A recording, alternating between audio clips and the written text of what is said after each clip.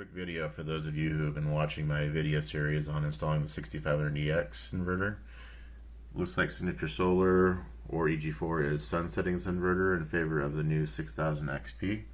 From what I've read online, this means that this inverter is not going to get any future firmware updates. Signature Solar, of course, will still honor their warranty on it and support the inverter and may sell it for a while. But be aware that if you were planning on building a new system using this inverter, you may want to look further into the 6000 XP instead, just so you have a bit more of an ability to, in the future, to expand your system as well as have new firmware updates and other support options. The link to the new 6000 XP will be in the description if you want to look into it on Signature Solar's website. I will be monitoring the situation closely.